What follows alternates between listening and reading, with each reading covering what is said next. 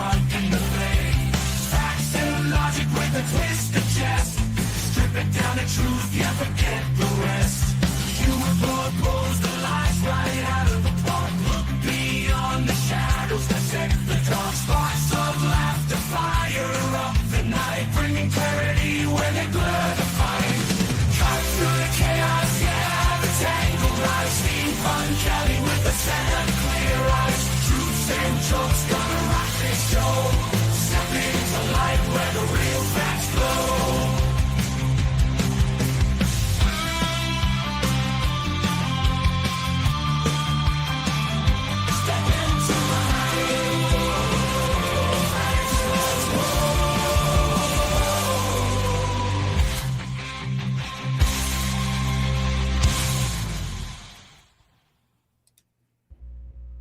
That was cute.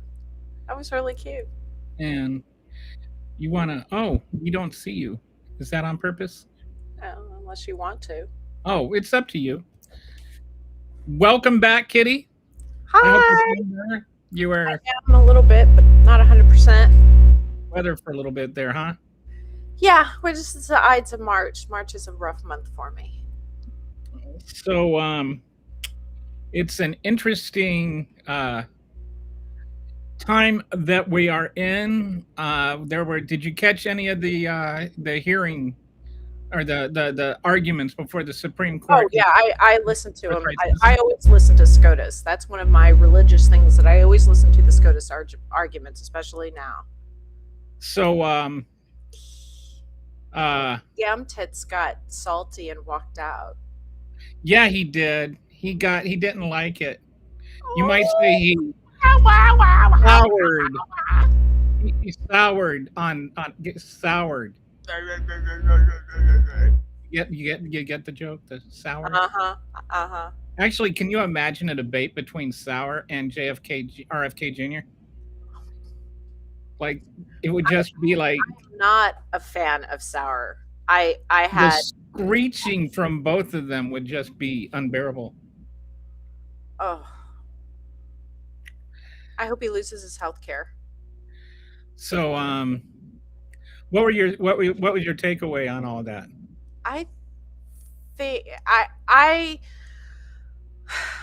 First, let me say I have zero faith in this court. I have none. Zero zip.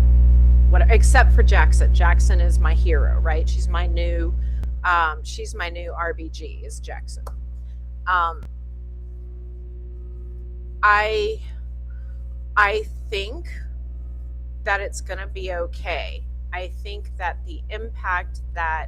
I think they understood that the impact that it would have would be insurmountable and unconstitutional. So my hope is that they'll do the right thing. I just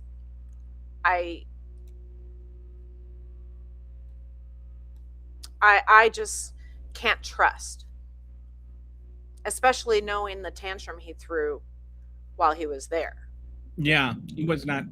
And the tantrum he threw before they, like his whole little tantrum about how they're supposed to obey him rather than be a separate and co-equal branch of the government. But I don't think that it sounded like, at least among the conservatives, what's her name? Barrett did not seem like she was attenable to his position. Yeah, it didn't sound like it to me. And of all the conservative justices, she's the most sane. And I don't think John Roberts is going to go that way. After the whole conversion therapy, I'm kind of numb. Yeah, that one really bothered me. And the conversion therapy thing, I'm really not well over it, and so that's why I am hesitant to even give an opinion on it, because I can't trust them to do the right thing. Period. That's why I was hoping that Rainbow Kitty wasn't able to stop by yesterday. Like, I didn't see him on day of her visibility. What's that? Yesterday was Trans Visibility Day. Yeah, and I was hoping to talk to Rainbow Kitty about the decision, but I hope they pop on today. hopefully we can see them today. Mhm. I know they were probably not happy about it. No, no, it's been pretty awful. Um, but I think the decision today, I feel like I feel better about our position than theirs right now. I do too. I do You know, too. I Uh-huh. think that they asked the based on the questions. I also think that, like, just based on the text of the Constitution and the I case mean, it's history and pretty stuff like clear. that, it's really hard to overturn this. And some of their uh, the arguments they were trying to use just didn't make sense to me at all. I was trying to really wrap my head around it. Like, So here's the thing I don't understand. yeah. We make the whole thing about um they may, under the jurisdiction or Uh-huh. whatever they say it. Mhm. Um and So if they aren't under the jurisdiction of the law here, Right. how can they be here illegally? That that was one of the things that I was trying to wrap my head around. Like, it's it's like the very fact that you're saying they are here illegally, you are saying the law applies to them. If you're saying the law applies to them, then you are saying that they are under the jurisprudence of the United States. Like, that's that simple. And Bingo. you get these weirdo talking points about, like, the Manchurian Can't yeah. stuff, like somehow a million Chinese people are going to come over here in 18 years and overthrow the country or something because they were born here. Like, just some weirdo wackadoodle stuff. It's like, so what? So Mhm. what? That's, if a Chinese couple, a rich Chinese couple, comes here and has their baby, so what? That's kind Like, of my what's the thoughts too. damage? I don't care. It's crazy. It's crazy. So, so I did something new yesterday, and we're gonna try it again today. Hey, how you doing? See you later. I guess it's see you now. Ha! See you later, alligator. Do do do In do a do. while, At your trial, crocodile. at your trial, pedophile. There you go. Um,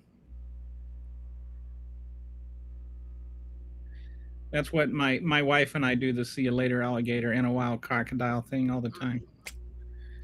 I tried not if I see you first this morning, and well, Ha! that did not go over well. You might have got. Did you get the finger? I got the look. Uh huh. You see, now you, as the female in your relationship, Mm-hmm. give the look. You don't get the look. We men do not know how to slay other human beings with our eyeballs. Like, we have not Oh no, my developed partner. that My skill. my partner does. Oh, he Oh, he has a way of looking at me to make me cry. ah, I guess I just don't have. I don't It's know. just you. It's just me. All right. So It's because you have this sweet, yesterday, trusting face. I figured out one thing I'm going to start trying to do, and Okay. I made like, I've still got a slide deck in this one, but I've also got, for the smaller topics, Okay. I've got little uh the explainer videos. Okay. So rather than go through a big slideshow, I'm just going to play this video, and then after the video is over, we can come back and talk about it. I think it's a great idea. So the first one is on Trump's EO on voting yesterday, Okay. his executive order on, how votes are supposed to apply. So this first one is on why the founding fathers, in their actual wisdom in this case, did not include the president or the executive branch in figuring out elections. Like, that Uh-huh. wasn't just a coincidence, believe it or not. So we'll watch that, and then we'll come back after. Okay. Today, after Donald Trump signed a new executive order related to elections, it's worth stepping back and asking a basic question. Why didn't the framers of the Constitution give the president any real authority over elections in the first place? The answer is simple and intentional. The framers had just fought a revolution against a monarch who could influence political outcomes. So when they designed the system, they made sure the executive branch would not control elections. They didn't want a president who could tilt the rules, oversee the process, and then benefit from the result. Instead, they spread that power out. The Constitution gives states the primary role in running elections. Congress, not the president, sets the timing. And when it comes to presidential elections, Congress counts the electoral votes. The vice president presides, but only ceremonially, without the power to decide anything. This wasn't an accident. It was a safeguard. Because the framers understood something fundamental, no one should have authority over the system that determines their own power. That's a direct conflict of interest and a recipe for abuse. So when a president takes action that touches election rules or processes, it raises a constitutional tension, not necessarily because any single action is decisive, but because the system was designed to keep that power out of the executive branch entirely. Not because the framers trusted politicians, but because they didn't.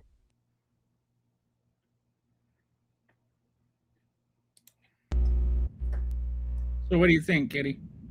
I think that was very clear, and that was a good video. I might steal it. Right? I might steal it and share it for people who keep trying to convince me that they have no power. Like that is on my shorts feed, by the way, as a Okay, separate. I will jump it on there. All of these will be also on my shorts feed. And But, your website, they can get that way. I need to update my website. It's gone on to so many things I'm trying to do at once. Put that ADHD in your pocket, baby, and focus. Oh, if only I could get diagnosed with ADHD. So I could can get give you the that candy diagnosis. comes You with just it. got to become my patient. There you go. Then you can prescribe the candy for me. No, I can't prescribe pocket Oh. meth, but I can give you coping skills, and I can send you to somebody who can give you pocket meth. That's what my son calls my ADHD meds. What Pocket calls it? Coping meth? pocket meth. Pocket meth. There you go. That's a funny. Mom, did you need a pocket meth too? That is a hearty laugh you have there, Kitty. Oh, thank you. So yeah, that's pretty obvious, right? That the president of the United States shouldn't be determining who is president of the United States. No, he needs That's to. kind of like asking a basketball team to ref itself. Right. Exactly. That's like, oh, I'm sorry, I'm gonna investigate myself on my undoing. And this is a guy that actually he signed an executive order basically saying mail-in voting is cheating 2 days after he mail-in voted votes. He's won by the a mail-in president. ballot or something, I'm the president. Yada I'm the yada yada. president. I'm I do allowed what to. I do what I want. Laws don't apply to me. Like I would be, like I'm not saying that hyperbolically since he's already argued it in court and won. Well, actually, the courts just said that he is not immune for January 6th. Ah, So that's kind of cool. where was that? It happened yesterday. Oh, One of the courts and one of the findings. I have to go back and read it again. I just saw it in glancing. It's one of the many Schadenfreude things that occurred yesterday. Schadenfreude. Is it Schadenfreude? I always thought it was Schadenfreude, but you're the one that speaks German. Schadenfreude. Ah, There's like now my pun mind is running. It's running. Is that like when Sigmund Freud wore shoes? Was he a Uh, Schadenfreude? no, that one's not a good one. We have to That take one that one doesn't back. work. Yeah, no, we need to take that one back to the. Think we need to work on that one a little Yeah, bit. you need to work that one out like a knot on your shoulder, right there. So yeah, that's why the framers didn't have that in there. Love from Germany. Hey, Winter. Oh, by the way, yeah, did you know that Winter is from Germany? Oh, hi, Winter. B. So- Gates. You know what I want to learn how to do next is I want to learn to make the Wiener Schnitzel, like German Wiener Schnitzel with the bread. They like the actual bread they have in Germany, not like a hot dog bun type thing. Brötchen. But yeah. Oh, is that what it's called, Brötchen? Mm-hmm. I'll have to look that up. I want to make some Brötchen, and I've got a meat grinder. Ooh, nice. So I'm gonna. I was just telling a patient about your mulling your own flour thing. Uh-huh. Oh, what did they say? I was recommending it to them. Ah, good. I'm almost done with my book. I'm about 80% of the way done with my book on that. Okay. Which I've never written a book before, but I'm like, I don't know how long of a book like this, a diet book, is going to be, but I figure people don't want to read 3,000 pages on diet stuff. No. So it's only like it'll end up being about 75 pages maybe, Okay. which is long enough to be a book. But I call it the food diet. I like it. The food, the F is for food, Mm-hmm. like eat actual food. Okay.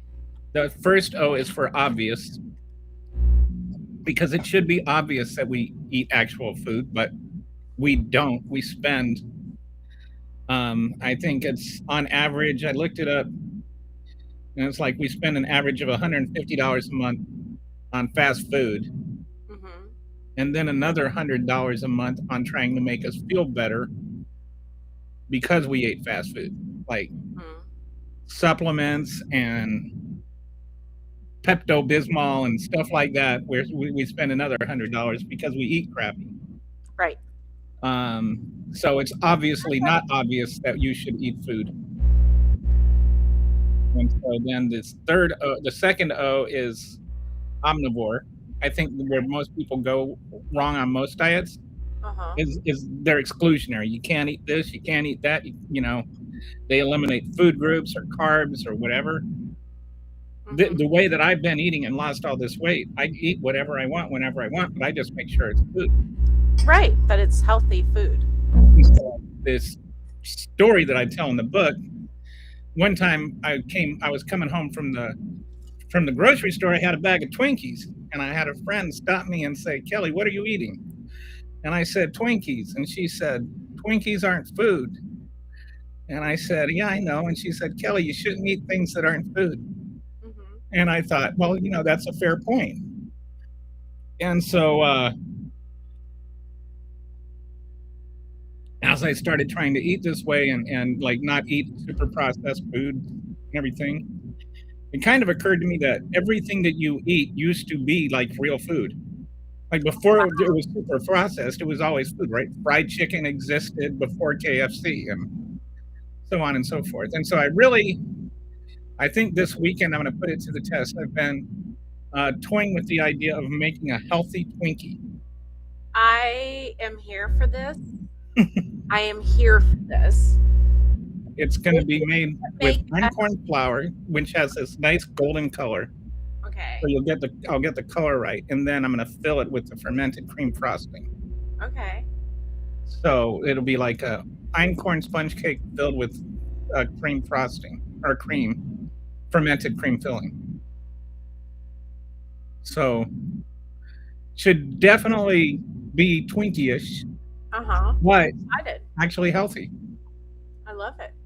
So then the last D is for delightful, Nice. which is like as I eat this way and my life, I sleep better, my brain is more clear, my mood is better, I'm like not as irritable, all these kinds of things because of you probably know a little bit about this just because you know about everything, but like your gut brain axis and stuff like that, where like it literally, how you eat actually literally does affect your brain and your brain chemistry. So, eating healthy actually makes you feel like a better person. So anyway, it does. So I'm working on that. I'll be done with that soon. We'll see how that goes. What's that? I said that's exciting. It is. It's fun to write it. It's been fun to write it, and I've made it more of like, this is just my experience than like a preachy, you should do this kind of thing. It's more of a, I did this and this happened, and this is why. I was wondering, why did this happen? Why did I lose 50 pounds? Accidentally, and found out, hey, there's actual science behind it. So I decided to write a book. Oh, that's so great. So what is that? Which brings us back to the Wiener Schnitzel. What is that kind of bread called again? Brötchen. Brötchen, Grotchen. Brochsch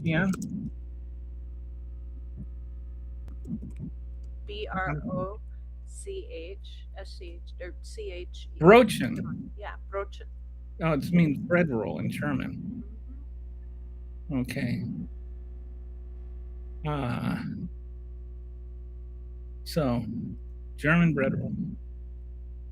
So all right, I'm gonna figure out how to make these from scratch. Apparently, so.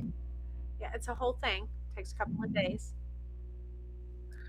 That's one of the big things I've learned with all of this, is that patience is everything. Like, because I've been doing a lot of sprouting and fermenting and milling, and even like a lot of the bread recipes I make, like I'll soak the bran overnight, or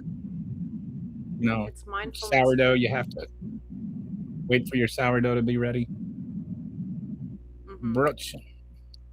I just need to figure out. So Winter says it's easy, which it probably is. It's just a matter of finding out what the best bread is, and it's got malt extract, which I've got some. Let me see here. I'll probably use hard white wheat, hard red might work better.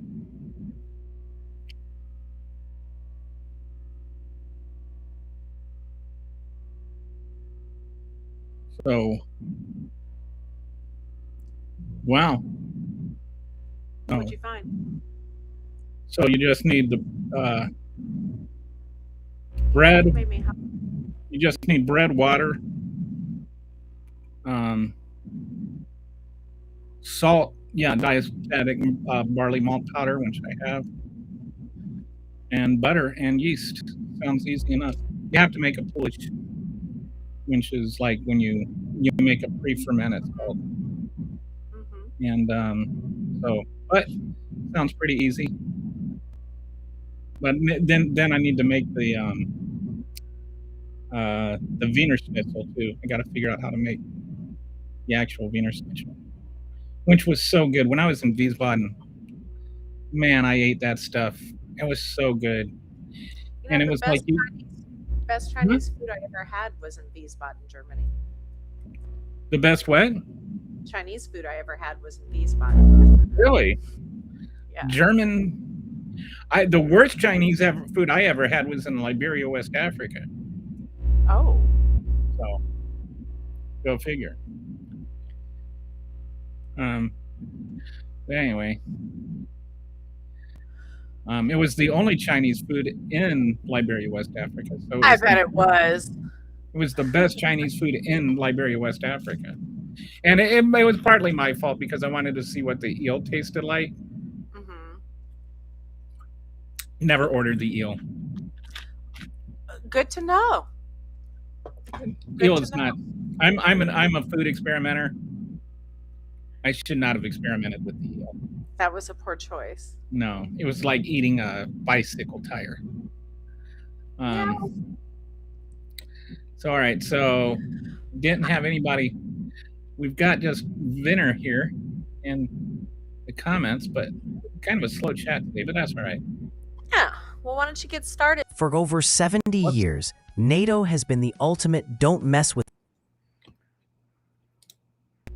Whoops, didn't mean to do that. Oh. So we're going to go on to the next thing I wanted to talk about, which is the whole the NATO thing. Donald Trump is talking about. Oh yeah, he's going to going out of NATO tonight. I think that's part of the announcement. That's what's leaking. But there's an irony here that many people may have been missing out on, which is that Marco Rubio, along with Tim Kaine, passed a law. Yep. That Rubio was one of the main driving forces behind this law, that the president has to get 2/3 authority from Congress before he can withdraw from NATO. So that's what this is about. For over 70 years, NATO has been the ultimate don't mess with us pact. But in 2026, the bedrock of Western security is facing a seismic shift. President Donald Trump is back in the White House, and his sights are set on the exit. Labeling the alliance a one-way street where American taxpayers subsidize European defense, he's threatening a full U.S. withdrawal following a massive fallout over military operations in Iran. It sounds like a geopolitical earthquake. But there's a massive legal wall standing in his way. And the irony, that wall was built by the man who is now Trump's own Secretary of State, Marco Rubio. Back in late 2023, then Senator Rubio co-authored a law designed specifically to Trump-proof the alliance. This wasn't just a suggestion, it's the law of the land. It explicitly states that no president can suspend, terminate, or withdraw from NATO without a 2/3 supermajority in the Senate or a specific act of Congress. Essentially, Rubio built a legal cage to keep the U.S. inside the alliance. Now, as the nation's top diplomat, he's the one holding the keys while the president tries to kick the door down. So can Trump just ignore it? His legal team might argue that a president has exclusive constitutional authority over treaties.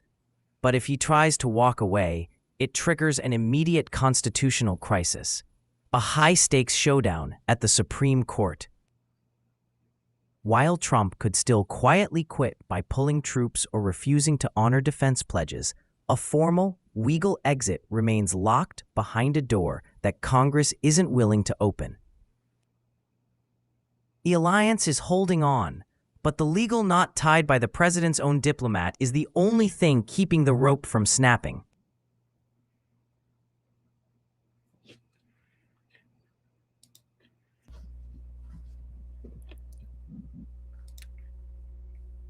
So Kitty had to step away for a minute. Winner, if you're still here, I'd like to hear your thoughts on this. What are the feelings in Germany there about Donald Trump throwing about this notion of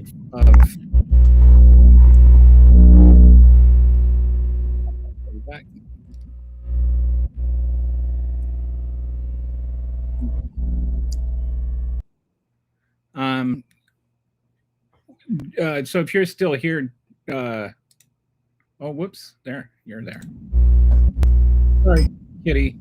That's okay. I had to put something in the oven because you made me hungry. Oh, well, that is a prerogative. Mm-hmm. So, anyway. Oh, hey, Gary. Only 2.5 more years to go. Oh, it's going to be faster than that. No, it's going to be faster than that.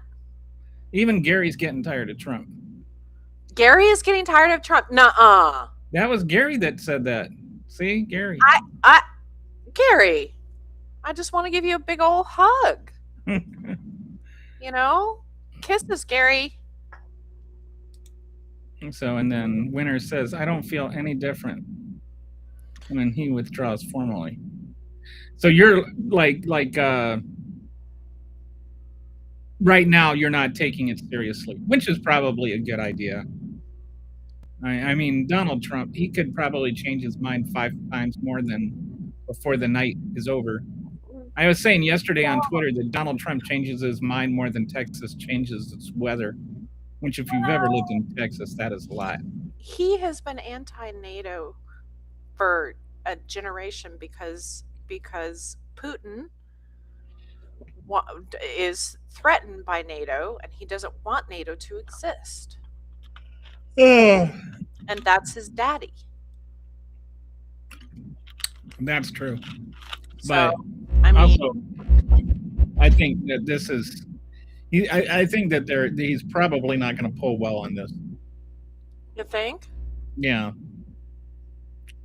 For Winter some says reason, because it's felt like that for months now. Which I suppose I can see where you're coming from.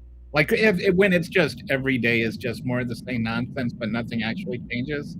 I can see. Well, we'll just wait until something actually happens. Mm-hmm. Gary says hello. Hello. Big old hugs, Gary. Hugs and kisses. And if he does it against the law, I hope the USA will be back in when he is gone.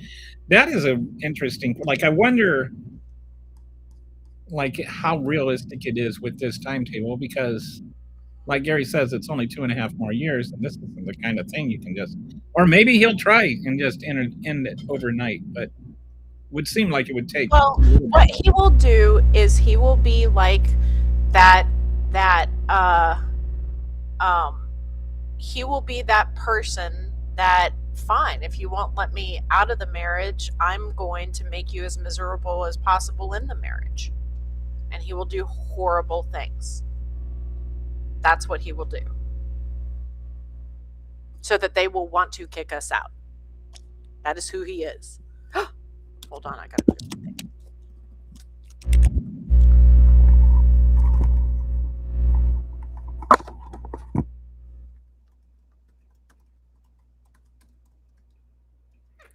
So Gary says thumbs up. Okay. Let's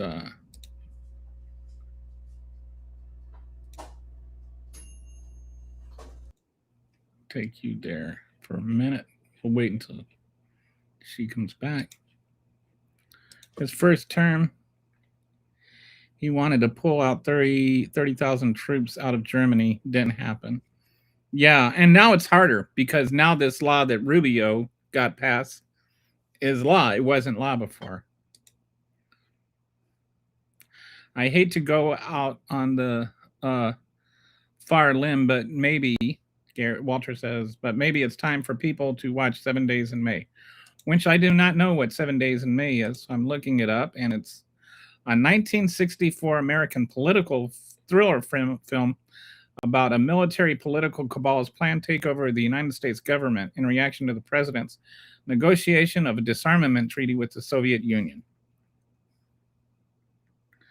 Has Burke Lancaster, Kirk Douglas, Frederick Mark, and Ava Gardner. So why do you think that we need to watch that? Are you... For those that haven't seen it, which includes me. What country pays the most for being in NATO? What does that mean? We don't pay for being in NATO. We pay a certain percentage of our...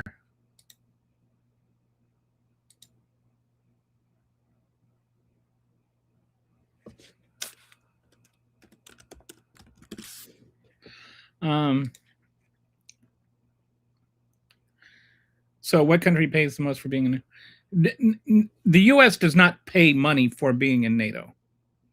The U.S. spends the highest percentage of its money on defense spending. It has nothing to do with being in NATO. It's not like there's a NATO fee that you have to pay, and we have to pay more than everybody else. There's an agreement that every nation will spend a certain amount of money on its, like a target of, we'll spend a certain percentage of our GDP on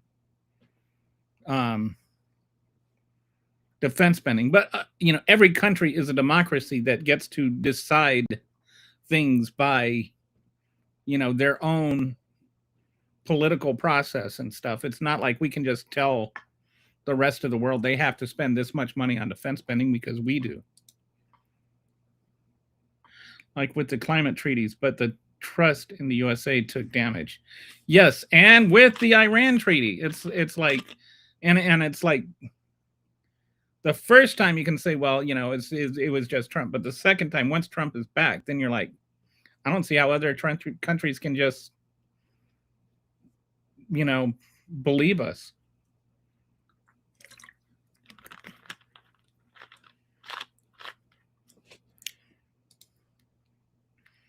Good question. Let's find out.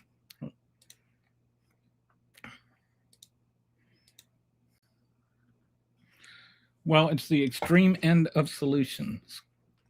By solutions, I imagine you mean it ends in a mushroom cloud. How do we survive this? I wish I knew, Kathy. Just close our eyes and hope that we get to the end. Who pays for the NATO administration? Let's ask.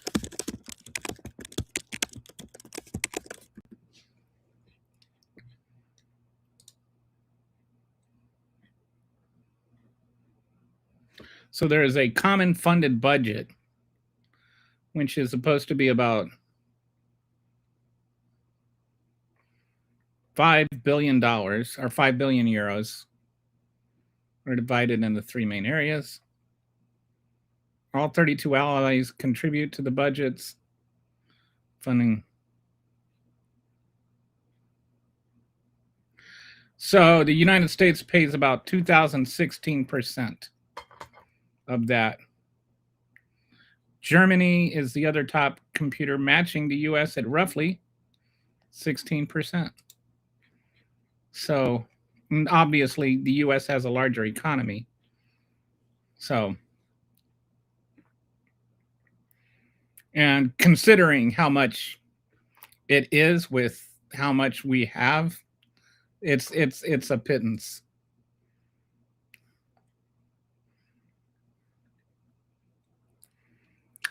Pull out of NATO and you lose a lot of sales. Who do you think is buying all the F-35s? That's a good question. Israel's not. We're giving them to Israel. That's what I mean, winner. Thank you. Yes. Okay. International relations with everyone is going to be ruined for a very long time. Hang on.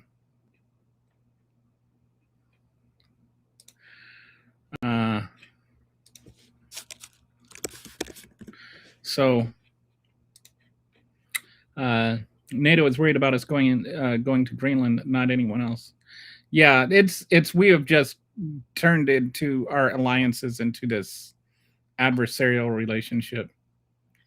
And let's not, like, the whole reason right now that we are having issues is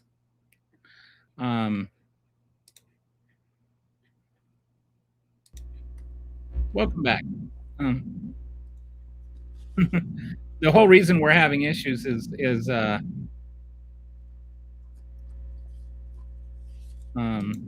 know, the whole reason we're having issues is just because of Donald Trump and his complete failure to understand anything remotely geopolitical. Like, he really thinks that NATO was supposed to come to our aid when we attacked Iran. You know, Article 5. It is not it is an attack on one, is an attack on all. Right? It is not an attack by one, is an attack by all. Thank you. Yes, that's exactly it. Yes. So tired of that stupid talking point. Can Trump take us out of NATO on his own? That is a no, but he can make them miserable enough to do it. Okay, so here's the president of the United States can unilaterally end a treaty. However, since I don't know if you are here for the video, there is a law that was passed in 2024 deliberately to prevent something like this happening and championed by Marco Rubio that says to end the NATO alliance, there has to be a 2/3 majority in Congress. And that was passed by both houses of Congress and signed by Joe Biden. That is not going to happen in this Congress. So that's not going to happen. So Mm-mm. Donald Trump can press it and say this is illegal. You know, he could say, you know, the president has this authority. Although the Constitution is pretty not clear on, like, it's clear on how treaties are started, but not how they are ended. Like to start a treaty with another country, you have to have the approval of Congress. But to end one, you don't.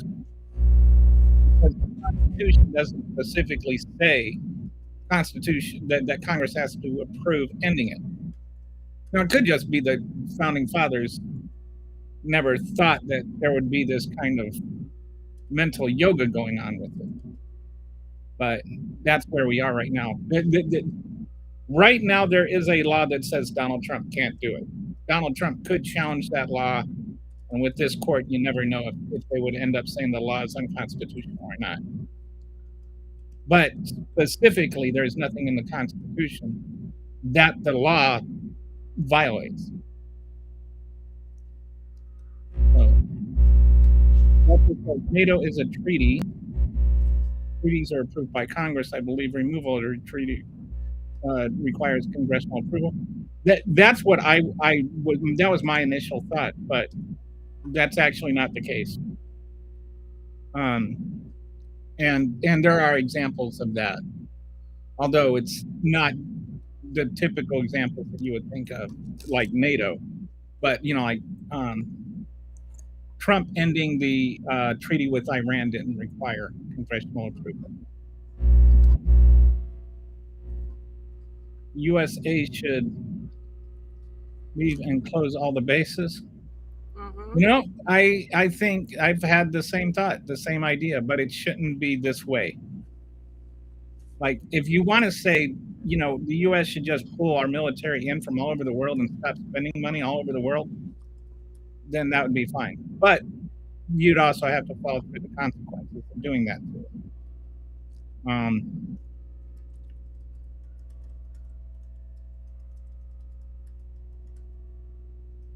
And you'd have to have a good plan to do it. And I think that should all be done and well thought out. And like, if that were to happen, Congress should have a say in it. There should be something planned out. It should not be the whims of a octogenarian that has to take weekly cognitive tests to make sure that he's still able to, you know,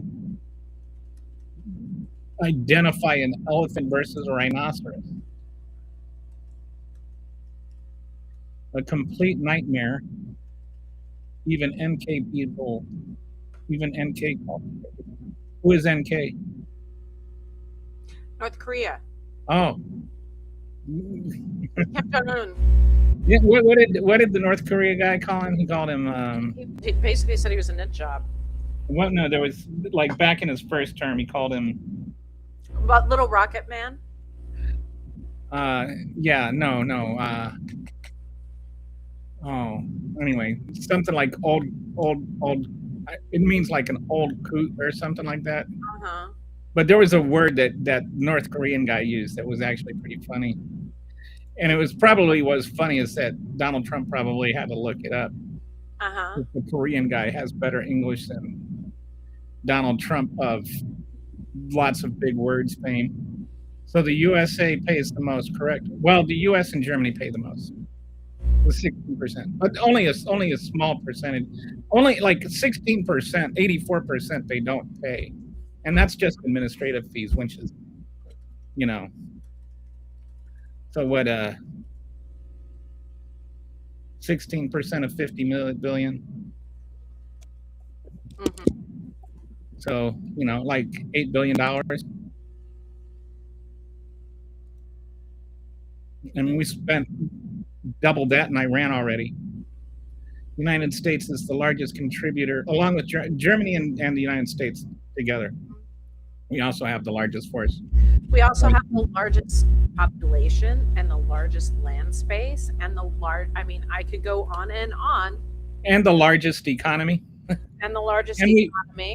We benefit more from NATO than any other country in the world, too. Well, so far, we're the only one that Article 5 has ever been invoked for. So, yes.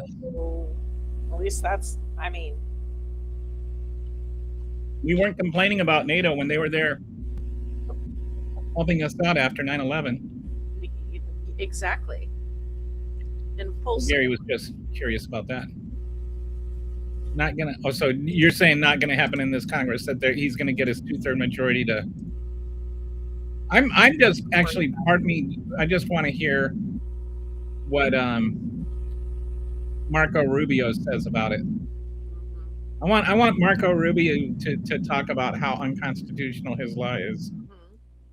I want to see if he's gone full circle on just full circle against. I would love to see 2024 Rubio debate 2026 Rubio. I can imagine the things that each Rubio would call one another too. So, not me says we. What is that? Not me. Steak. Not me steak. I think it's not me steak. Not me steak. Namaste. Oh, namaste! Oh, yeah!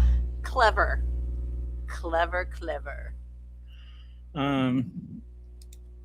But yeah, she makes a good point. I think it's a she. We are the largest contributor because payments are set up on JNI, which is gross national income. We pay more money because we have a bigger economy, is what she is saying. Hello, Doris. Darius. What Trump will do is make NATO call us a security threat, and we are, and they may revoke our membership. Oh, so you're saying that he will make them kick us out of NATO so that. Kathy says, thank you for clarifying. So I had this butter that I put in a crock pot and I let it sit, and then I with cannabis it out all the milk solids from the with milk with cannabis. No, not with cannabis. So that's an idea. You should put cannabis in it. I'm trying to help you. So here's an idea. Do not. But anyway, after I did that, don't raw dog World War. Before I did that, the butter was all confused, and after I did that, the butter was clarified. Never mind.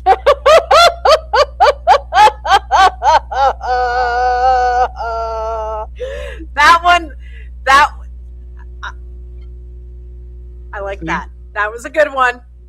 We keep that one for the book, the pun book. We can keep that one. Yeah. Get rid of the Schadenfreude. Keep the clarified butter. Rework the Schadenfreude.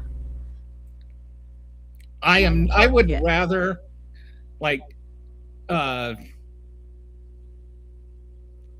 skin myself, take a bath in salt water, and then take a quick submersion in pure lemon juice, than watch the Donald Trump speech tonight. Ooh.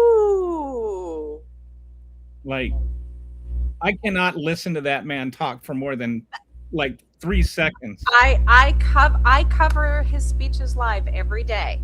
Every day I just cannot do that. Commentary. People do it for my commentary because you know that I clean up my mouth here. There is nothing PG about my commentary.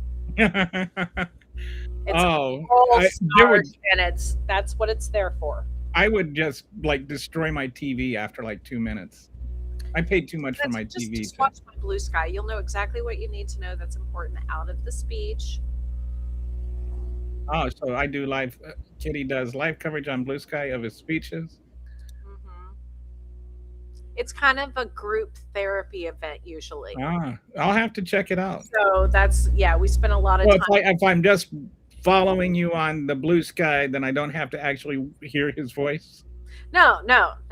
So occasionally I'll share a video if it's something that's pertinent, like him snoring or something along the lines for the people who actually want to hear the snippets. But for the most part, I'm just up there saying, okay, he's doing this stump speech now, and here's a new lie, and here, I'm trying really hard not to say the actual words I use, which are often considered for princess ears not very good.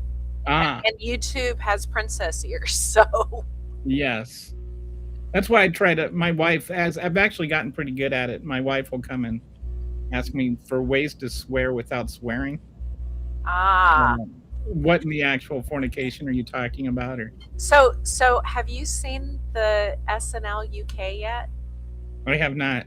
Oh, it's fantastic. It's SNL and they're allowed to swear. It's wonderful. Oh my goodness. Oh, I love it so much. I'll have to give it a shot. Where can I watch it? Peacock. Okay. That's where I watched it, but I'm sure there's YouTube and all the other sundries. Elden Ring says, have a good day. You too, Elden Ring. That's like a Hobbit thing, right? I think so. You know what? They have elden berries there. Or no, those are elderberries. Elderberries. Not like those young berries, those Gen Z berries. No, they would not.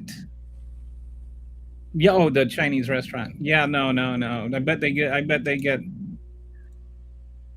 a lot of these, like having lived, been assigned to bases overseas. They definitely have places that cater to people that live on the base. The other thing is, like where I lived in Italy, they had these the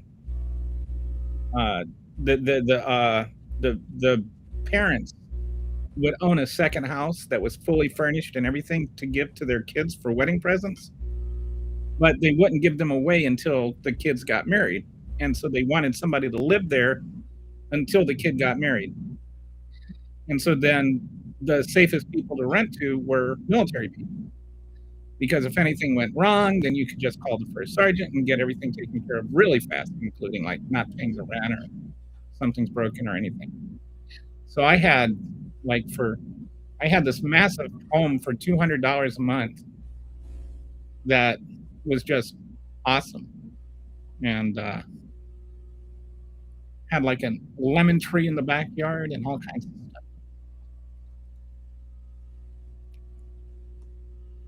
The National Defense Authorization Act for fiscal year signed into law in December 2023 includes the provision that prohibits any U.S. president from leaving NATO. Yeah, that's the. Thanks for mentioning that.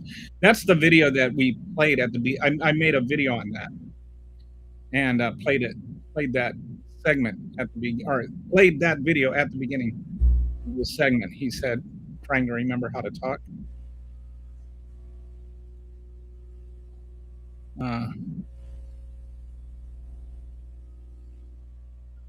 So Kitty just let me know in the private chat that Iran just released a letter saying that they're going to, what's going on there? They are going to release a letter in the next hour or two for the American people, a message to us.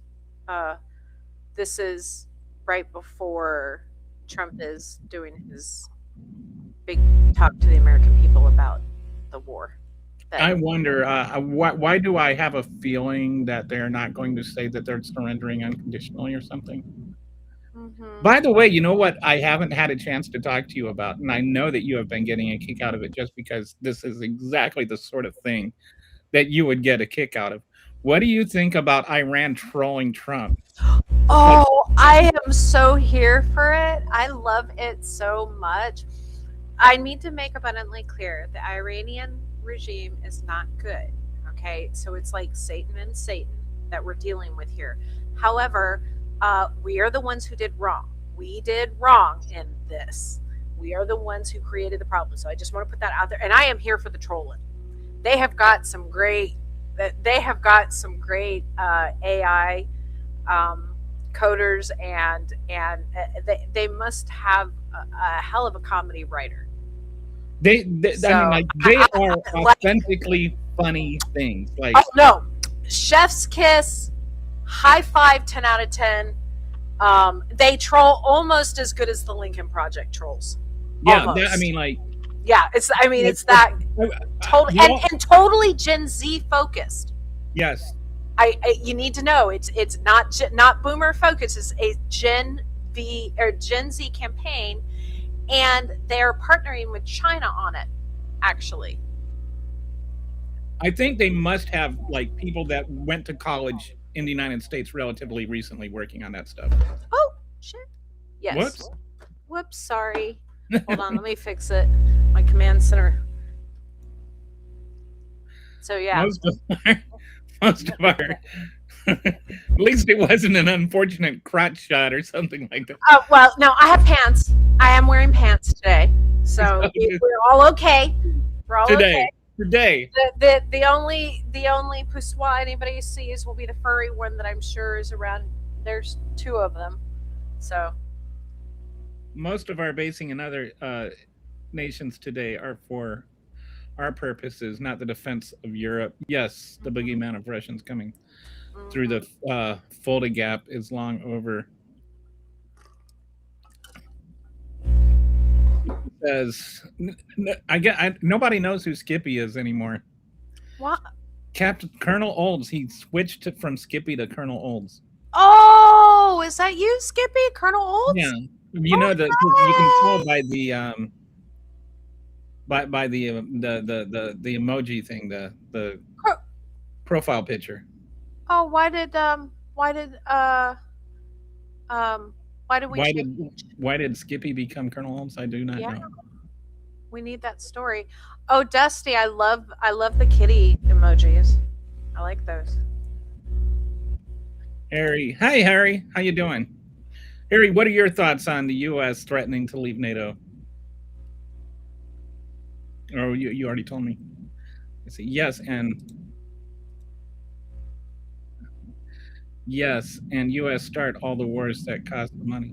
Yes, the U.S. has started a few wars. I think since World War II, we have started more wars. This is just peak U.S. irony. The U.S. has started more wars than any other country in the world since World War II.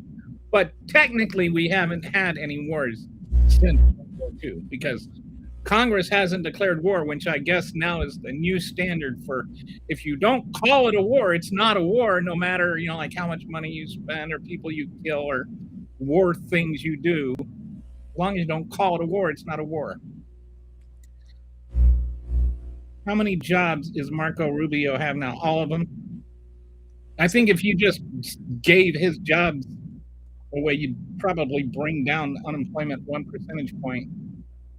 Oh, you missed my joke. My this is what you missed my no keys joke.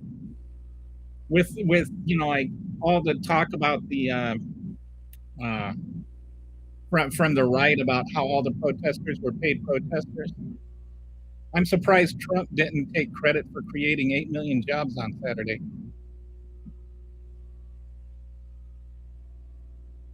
Get it? Because that's pretty good. He's going to want to alter the jobs report now. Yeah. It's like negative unemployment. NATO won't revoke U.S. membership. There's no legal mechanism for a member state to be kicked out of NATO. I was wondering I was thinking about that today. Why don't they just kick Hungary out? Let's look that up. Because Hungary doesn't seem to really give a bleep about NATO. Just do what Putin says. But Well, Orban is going to lose. It sounds like Orban might lose, which I wonder if Donald Trump would cry. Tucker Carlson would cry. I want Orban to lose just so that Tucker Carlson will cry. Has the United Nations taken a stand on anything of the last month? oh yeah, lots of things. Have they taken the correct stand on anything? I mean, they've taken a stand on who gives a crap about the Straits of Hormuz.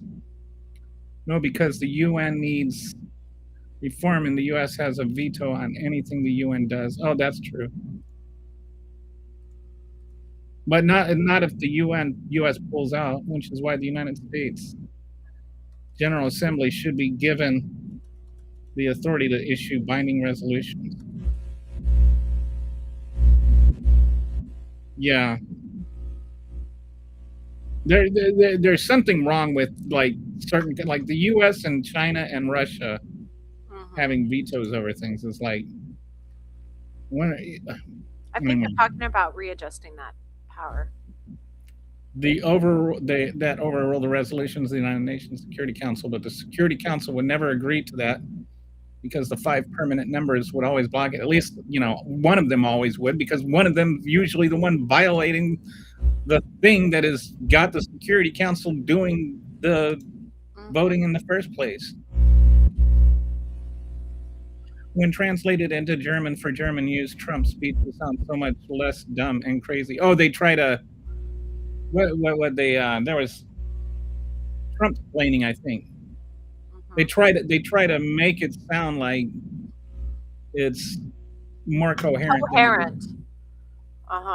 Like, I would love to see a German literal translation of a Trump speech. That would be amazing.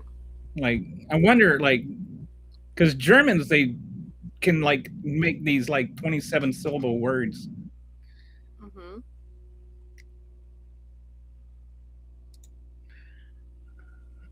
There should be a 27 syllable word to describe Trump in German. We'll have to work on that one together, Pat. I have ideas. I'm sure I will. I'm sure Iran will tell the absolute truth. Well, they're doing a better job of telling the truth than Trump is right now. They don't have to lie. Yeah. They don't have to lie. Like Trump says that they've decimated the Iranian military. Then how is the Iranian military keeping the Straits of Hormuz closed? Like that's simple, right? I mean, it's Donald Trump lies. When you're in America, never bet against your country. It's not really about betting against my country. It's just accepting reality. Just some things are true and some things are not true. I'm not gonna, reframe my perception of reality because around Donald Trump's word. Donald Trump has been known to lie sometimes. Is that understated enough?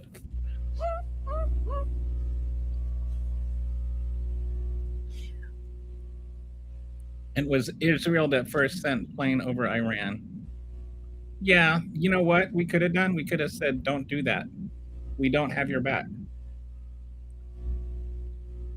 Like, we could have just told Iran no. Iran's not a cat. You can't tell a cat no. I mean, you can try, just won't do any good.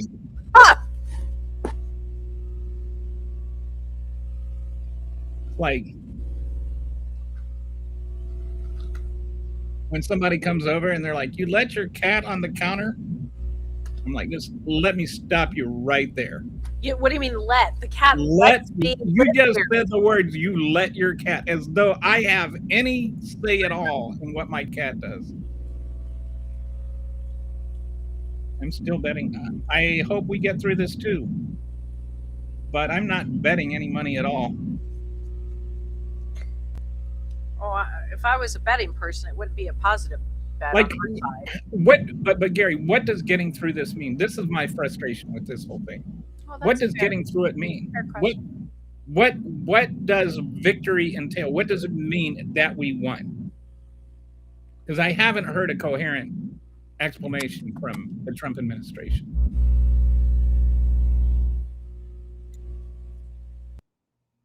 Both my folks are streaming at the same time. Just popping in to say hi and boost. Hey. Hi. Oh, so we're streaming to yours too, Pat, Kitty?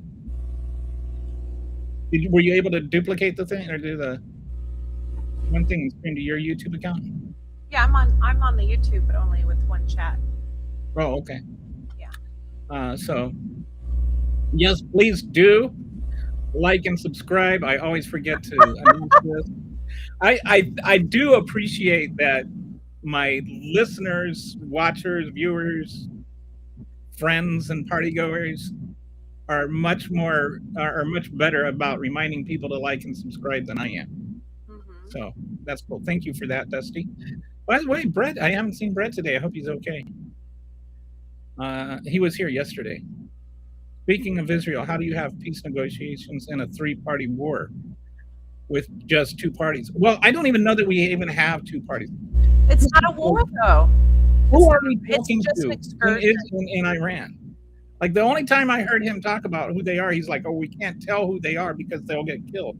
And I'm like, "Well, if getting them killed, if telling who they are Mm-hmm. is getting them killed, how are we supposed to believe that whatever they say is going to be accepted?" Mm-hmm. Like, who is negotiating on Iran's behalf that if Iran finds out about it, they're going to kill him? Then like, I mean, the ability of MAGA to think is almost as difficult as like breathing. Almost. Like I really I cannot.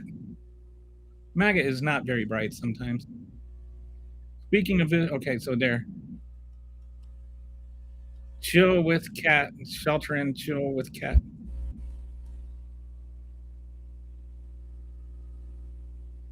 Is this like, sounds like a rap song or something? Chill with the cat, sheltering in. Chill with the cat. Chill with the cat. Anyway, I don't know how to, I have to work on it. Anywho, what did she just say? Who did what just say? What did who just say? Skippy, Dusty says hi. Trump. I love how we're like cheers now. This is a place where everybody knows your name. We've got the crew with Walter and Dusty and Skippy and the various kitties. Trump could win the Nobel War Prize. I really don't think that this war is going to help him get it. Well, the Nobel War Prize, maybe. The World Cup people need to take back their prize. This is just like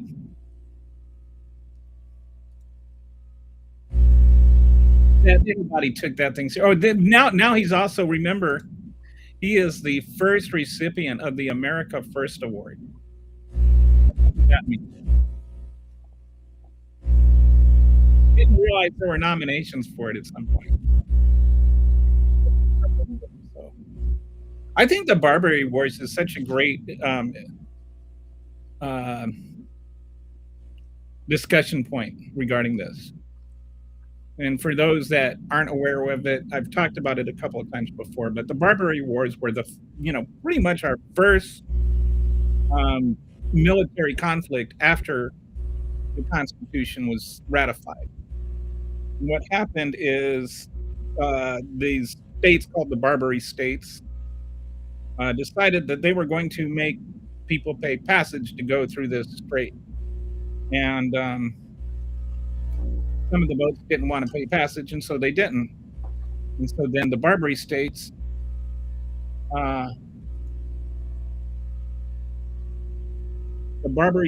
decided to like attack these merchant ships that weren't paying the passage, the U.S. Navy came and like took out a bunch of these pirate ships that were attacking these U.S. merchant ships. And but they didn't follow up on that. Tripoli, which was one of the Barbary states, had declared war on us, and they had attacked our merchants.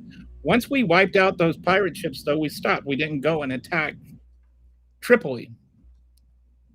And some senators and congressmen were wondering why we didn't do that. And we said that's because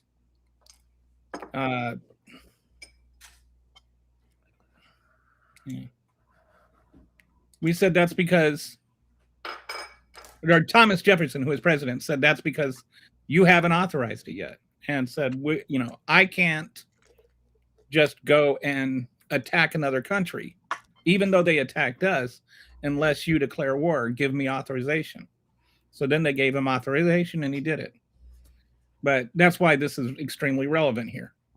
Is if the country is not threatened, the president of the United States can't just decide to go and just do stuff. Hang on, what do we got?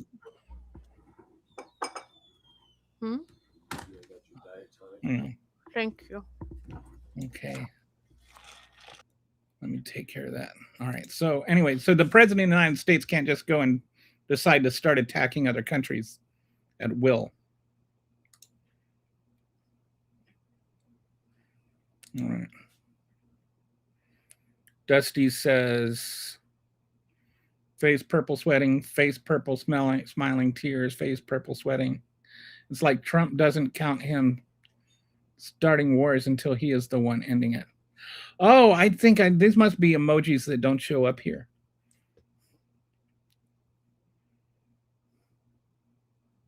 It's like Trump doesn't count him starting wars until he is the one ending it. Yes, he doesn't start wars. He prevents them through war, or peace through strength, or whatever that is. There isn't a legal mechanism to kick Hungary out of the EU, although I'm getting the European Commission will find some way to do it. The European Commission would be over the moon if Hungary left. Yeah, that's the vibe I get. They're not too excited about Hungary right now, or Orban more than Hungary. I think if Orban lost, well, it's more about Orban than Hungary. Orban is the fascist dictator of Hungary right now, and he is basically Putin's strongest ally. America, China, Russia, Britain, and France will have a permanent seat at the UN Security Council and can veto any resolution in the UN Security Council. Yep. And one of those three countries, America, China, and Russia, are almost always the one that's in the wrong whenever anything comes up. And the US is a very, very long way from being third on that list. The only way to get around that is to have a vote in the UN General Assembly, but all the resolutions that come out of there are non-binding. Yes, that's true. I feel like we should be trying to end the slave trade in Africa. Excuse me. To be honest, still going on to this day. I think to some degree it is, and I agree that the UN should be doing it. That we should be doing something to prevent it. I don't know what that's coming up with. What relevance to the current conversation is. So people don't have to enforce it unless they want. It's a way to keep people happy without losing any power.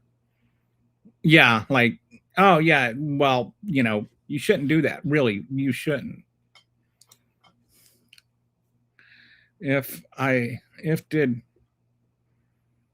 Gaza would not get that much bombing. Yeah. I mean, somewhere we've lost our sight of what like these things are supposed to be doing, which is, like just determining this is wrong. This is evil to like, like disenfranchise or to genocide is bad. Somehow we've lost sight of that.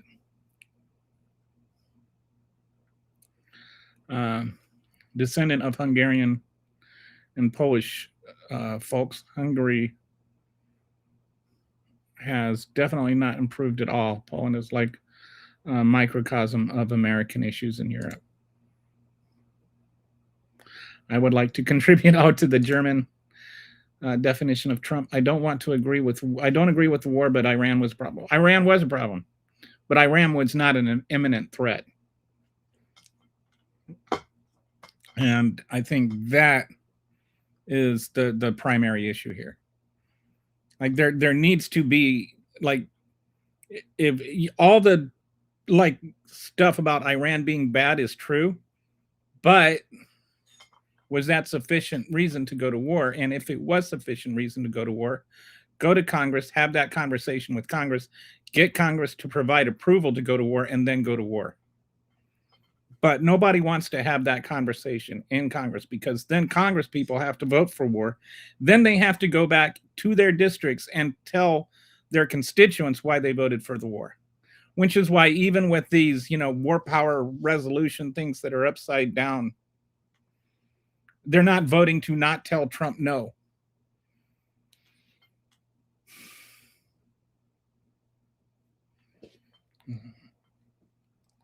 So it's not technically saying yes, but nobody wants to go back and defend to their constituents why they wanted the war.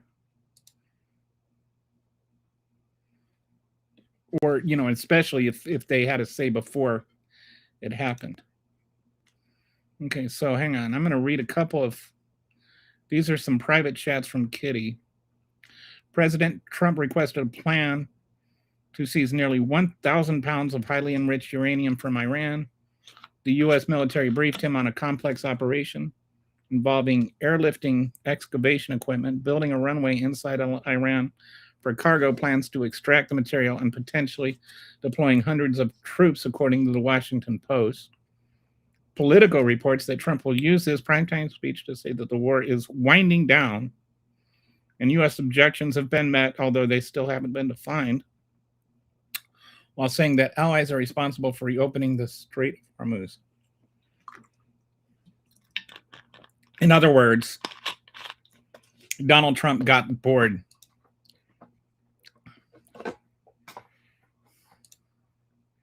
Yes, we should. I said this yesterday. I think I've gotten far behind. Okay, so that's how far behind in chats. I'm a good 15 minutes. German language, you end up with really long words because you combine the descriptive words to the main word. Might be a good wall, the best wall. Maybe I'll go touch the German translation, just FS. I was in Germany when the wall fell, literally. I was watching it. I was in a restaurant and watching as they were tearing apart pieces of the wall and tossing it to each other. And there were like elderly men and women sitting there watching it, just bawling their eyes out. It must have been emotional for them to see that happen. A word to describe Trump in German? Cluster bleep. I think we could do like a much longer word. This is the buzzing humming sound in the background. Oh, that's we were trying to figure that out. Something to do with somebody's thing.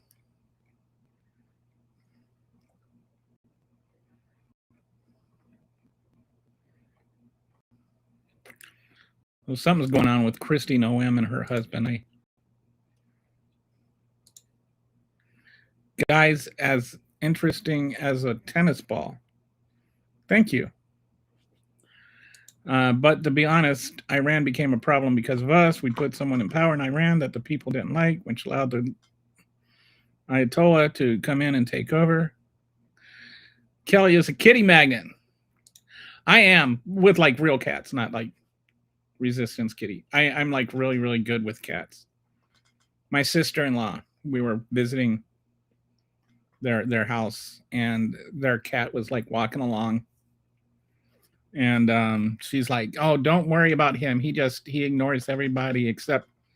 Then he, like, while she's saying that he ignores everybody, he jumps up in my lap and snuggles up into me, and she's like, "Never mind." And my wife is just like,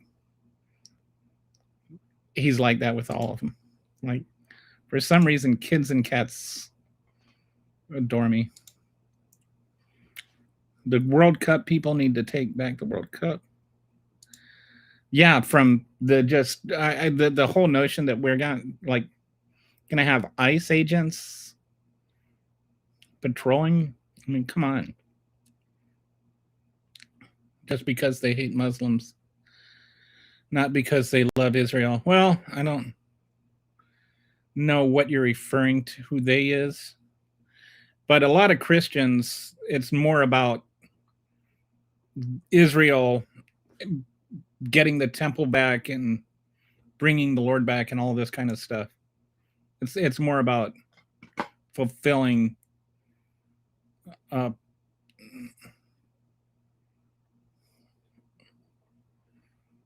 prophecy and whatnot.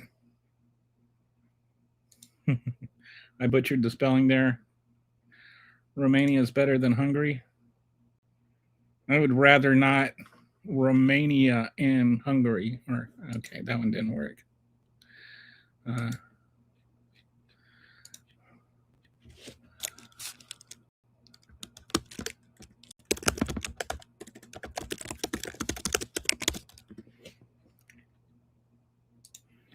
Okay.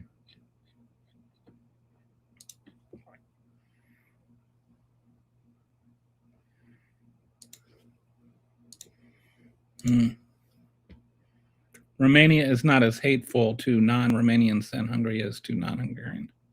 Yeah. Oh, you're talking. That's the Muslim thing that you were talking about.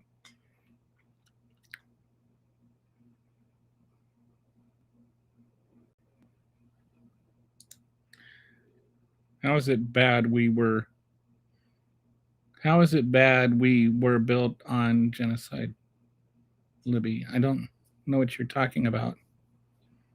Genocide is bad no matter who's doing it. Israel does not have the right to take all that land back.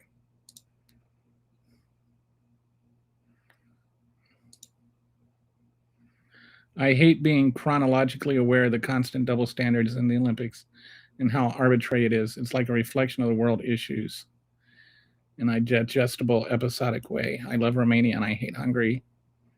Okay. Hey, Kitty, RBK, Rainbow Kitty.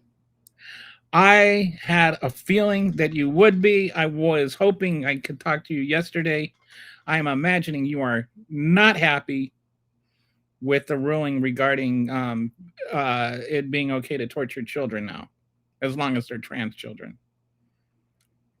Like, that one really pissed me off.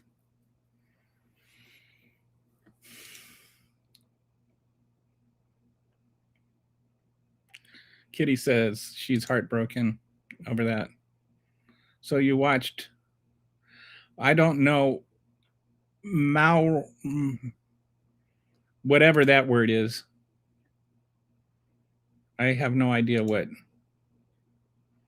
Mauerfall.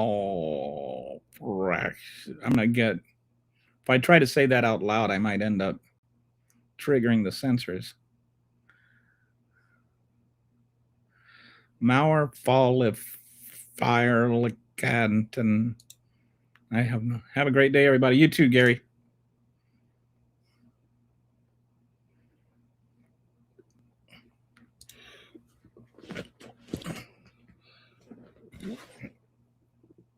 I've had to actually reevaluate if I can actually protest in solo conditions.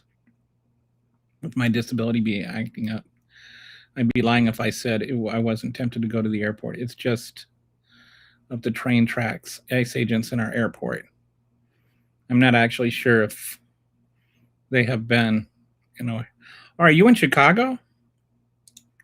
I used to live up that way in Irving Park.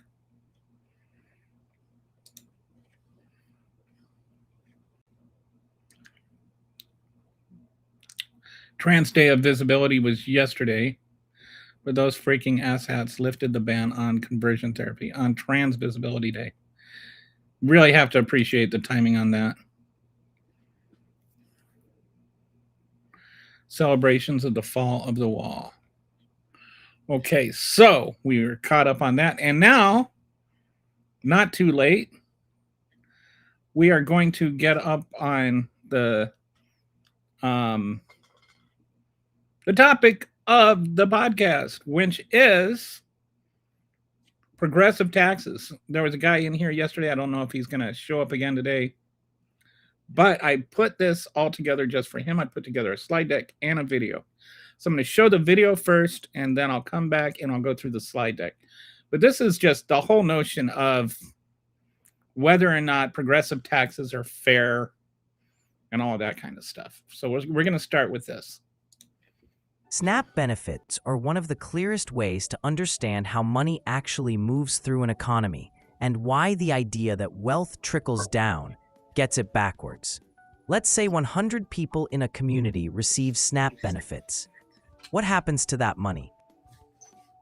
It doesn't sit in a bank account. It doesn't get parked in stocks. It gets spent immediately at the grocery store. That spending shows up as revenue. And when revenue goes up, stores respond. Shelves need to be stocked more often. Deliveries increase. Workers get more hours, and sometimes new workers get hired. That's the first layer. But it doesn't stop there. The cashier who gets those extra hours now has more income. They pay rent, they buy gas, they eat out. The landlord hires a repair person. The gas station orders more fuel. The restaurant buys more ingredients. That one SNAP dollar starts moving, and every time it moves, it becomes someone else's income. This is what economists call the multiplier effect. But you don't need the term to see what's happening. Money is creating more money because it's circulating, and here's the part that gets missed. That money doesn't stay at the bottom. The grocery store becomes more profitable. Suppliers sell more goods. Food companies increase revenue. Investors and shareholders, who tend to be wealthier, benefit on the back end. So that SNAP dollar that started at the checkout line, it ends up in corporate earnings and investment returns. That's why this idea of trickle down doesn't really describe reality. Money doesn't trickle down, it circulates up. And if you want a stronger economy, you don't start by feeding the top, you start by keeping money moving through the system.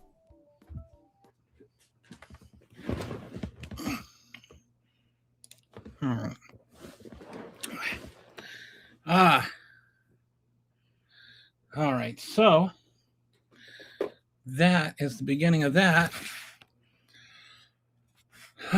So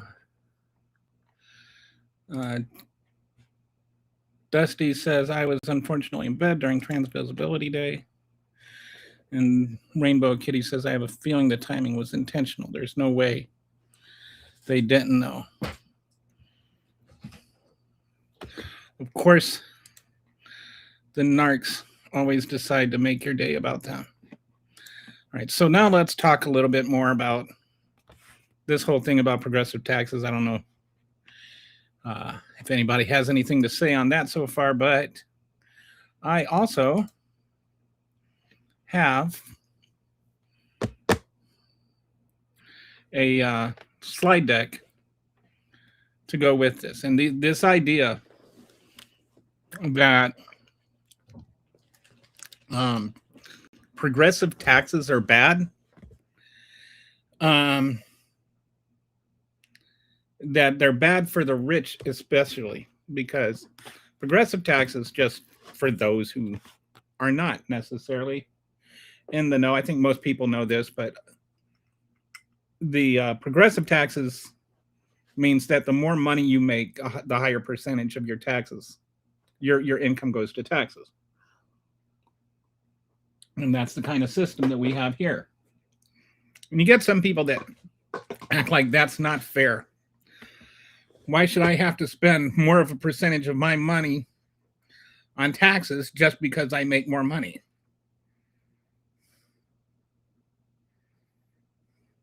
And so Dusty says, I think there was a study that said every dollar in SNAP makes it into $1.50. And that is what we call a multiplier. And it's actually part of what we're talking about here. And it was what the video I was just showing shows, that the when the SNAP benefits, they have this multiplier, and the amount of money that the multiplier brings actually ends up making more money for other people. All right, so let's go into this a little bit. Point one, you can't be rich in a poor society. So let's just say we didn't try to help the poor. Would that make the rich richer?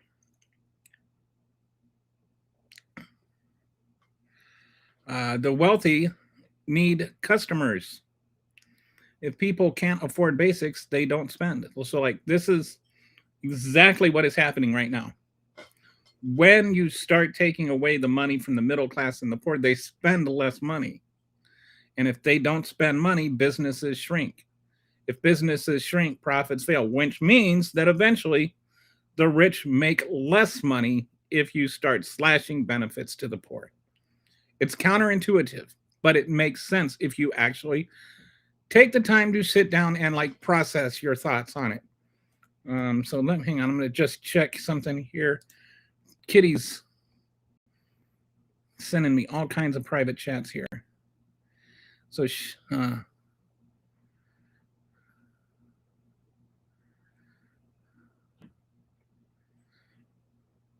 okay, so U.S. officials feel they can no longer trust U.S. counterparts with sensitive material. Oh my goodness.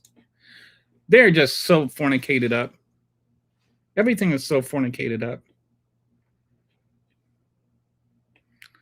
All right. All I can say is Imodium AD. All right. So that covers. So the first thing. All right. So let's say 100 people get SNAP, and then they spend it at the grocery store. So then the store sees higher sales. That means that they get, because they've got more stuff that they're selling, that means that they have to hire more people to stock the shelves. That means they have to hire more people to run the cash registers.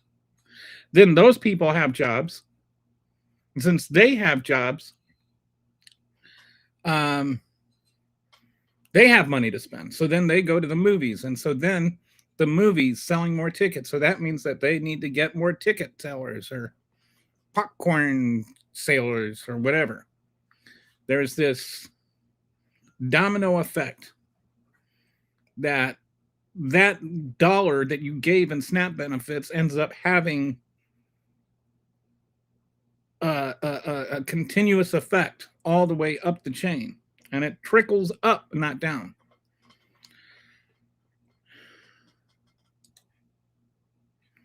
So let me see what happens here. So a store hires workers. The workers spend their wages. The spending becomes more income, which means that more people get more income, and it's cyclical.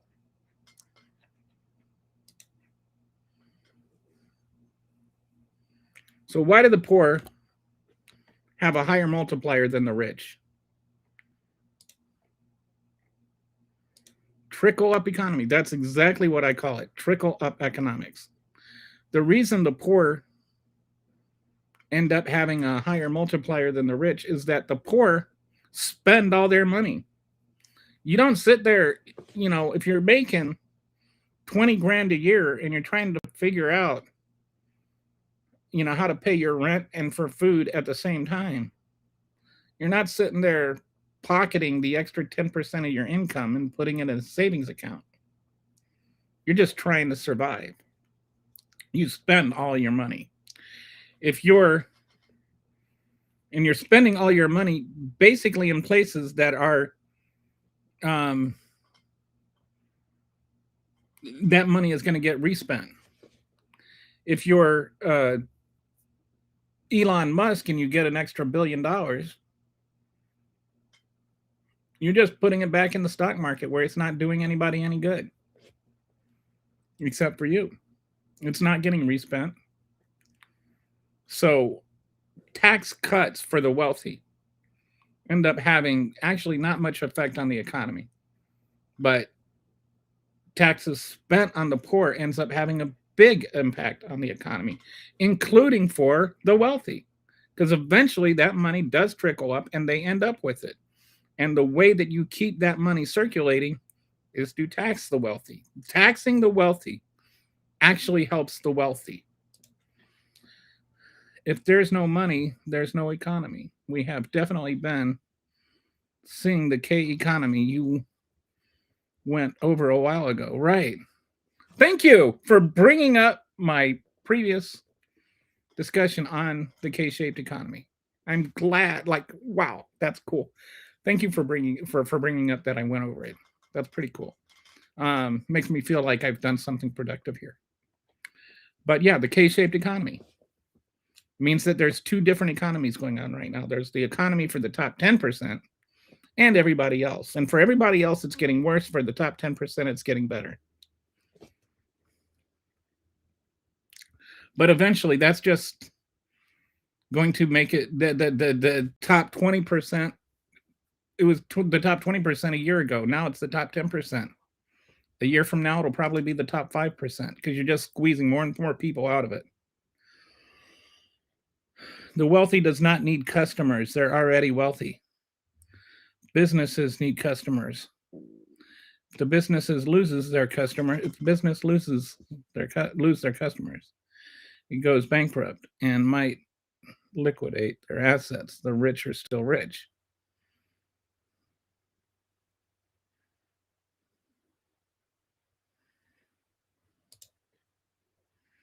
How does background checks how does background checks and people being unable to work affect this? I wonder.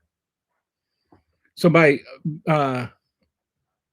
being unable to work, do you mean like people that have disabilities? I'm not sure what. You can get jobs with a failed background check, but you can't get as good of like some good jobs you can't get without a background check. So I'm not sure what you're referring to. If you could give me a little more to go on there. Okay, so point 5, the platform for wealth. So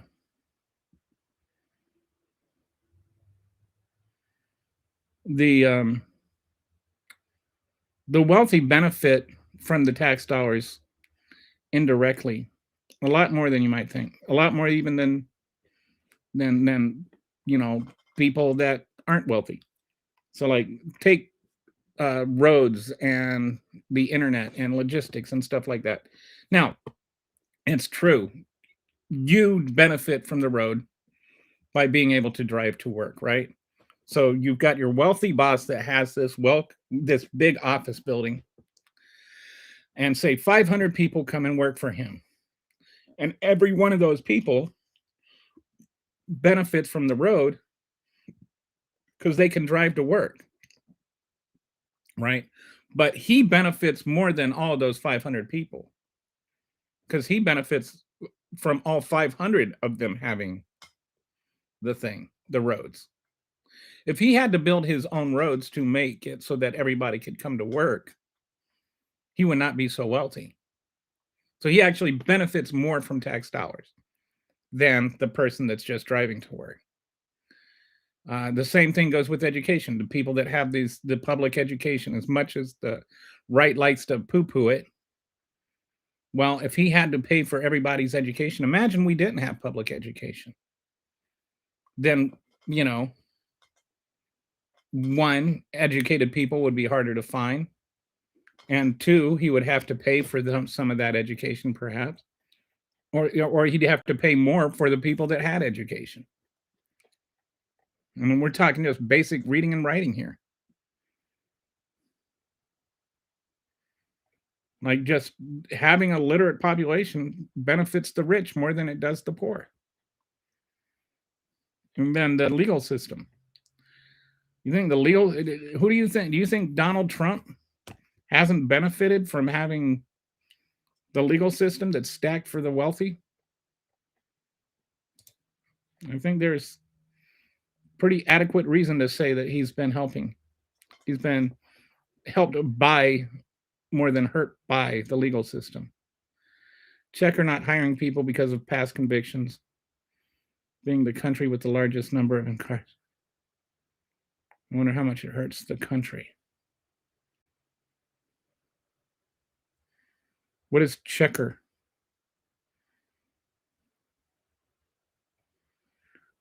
I'm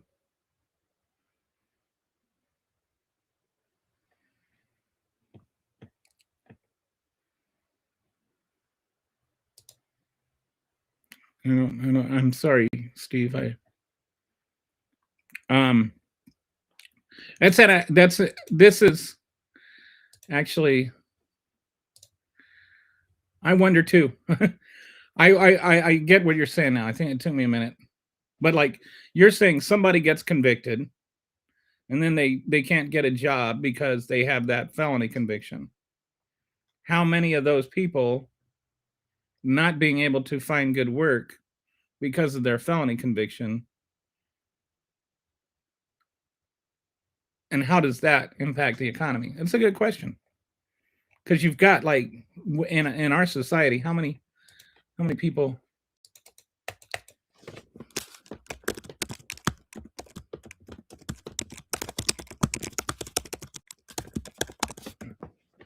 So right now, you've got 1.9 million people are currently incarcerated. We have about 79 million people in the U.S. that have a criminal record. We are the most incarcerated country in the world. How does that affect our economy when you've got 79 million people that are basically salary capped because of their criminal past? It's a good question. I think I'll have to look into it. I don't even want to wager a guess because I have no idea. I've never thought about it before, but I think it's a really thoughtful question. You have done none. You have none thing, and you'll have nothing, and you'll like it. That's right. Caddyshack. Most companies use Checker for back. Oh, okay. So Checker is like a background check company. Let them eat cake or healthy Twinkies. Uber, Instacart, shipped. Yeah, and this is another thing. Are you're referring to like these? Are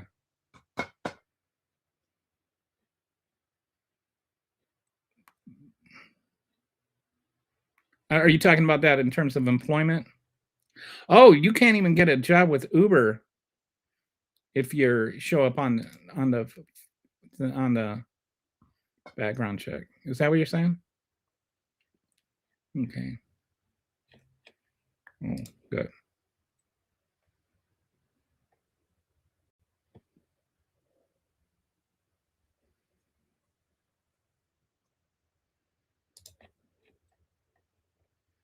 So yes, that is what he's saying. Okay. Dread. First, Dr. Dead. The argument is a double-edged sword. If the business owner did not have the building, people would not have a place to work. If there was no business, they would be higher unemployment. Correct, but it's not really one or the other, is it? It's a both and. And the question is, so if put it this way, if you take away the benefits from the poor, then eventually it could cost the rich guy his business. All the money is eventually going to trickle up anyway. It's about keeping the money flowing through the system. So it's not really so much a double-edged sword. Two things can be true at the same time. Yes, the rich person with the big office building benefits from having the roads that people can travel to get to work, and the people that travel to get to work benefit from that road. That's actually just a double reason to have the roads, right? All of these things the people also benefit from, but the rich people benefit from too. We only look at it traditionally. We tend to just view it as the rich people, or how the poor people benefit. Oh, the poor people, get the SNAP benefits, or the poor people get the free education. We don't look at how the rich people also benefit from the poor people getting that education.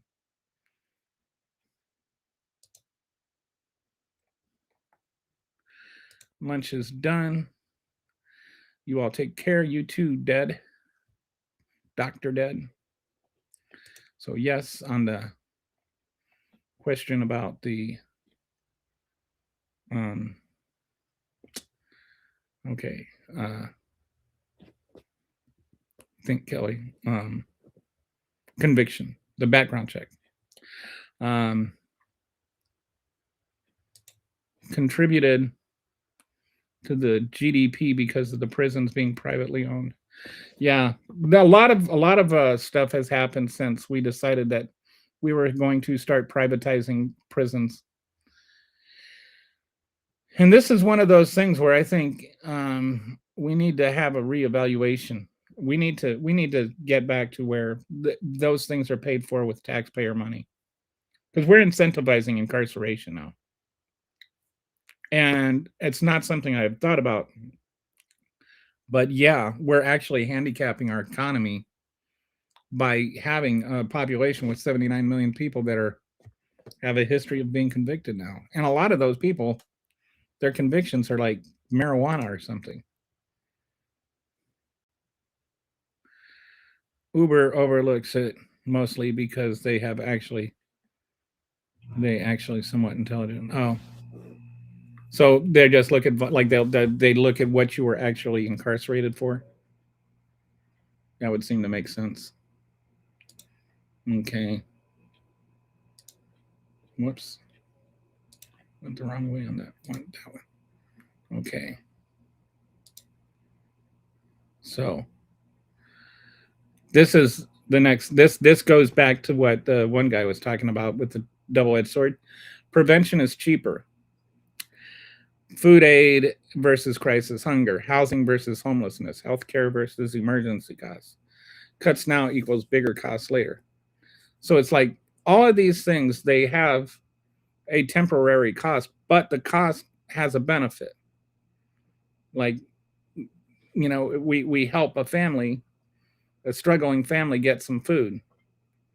Well, that's cheaper than helping a malnourished child recover their health because they were nearly, nutritionally starved, or a homeless person find a house. Like the cost of we call these things stabilizers, like SNAP benefits and housing benefits and Medicaid and things like that. All of these things are stabilizers. They lower, or they raise the floor for what a recession can do, for how far down you can go.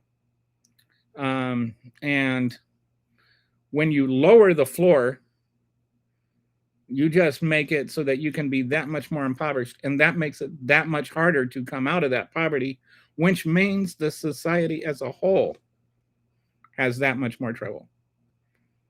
So I don't know if that's making sense or not, but it's actually, being poor is expensive, And if you've never been poor, you don't know how expensive it is.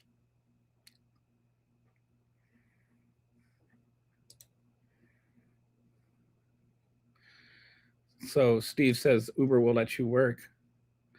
Most of goods. So I imagine they're just looking for like violent crimes and stuff, Steve. Like if you're like a serial rapist, they probably won't hire you. But if you got stoned, they'll hire you. Most of goods in is gain. Most rich for poor only get. Hang on. Most of goods is gain. Most too rich for poorly only get paid from working to pay for goods. Okay. Text to speech did not do you any favors there, Craig.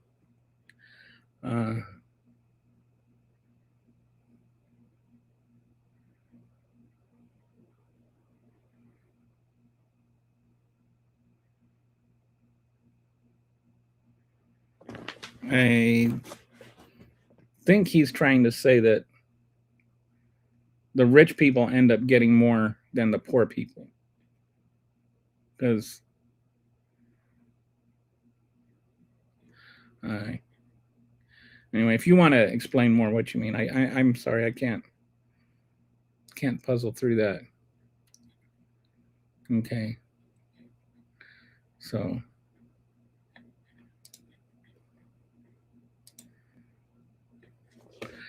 it still benefits the wealthy. I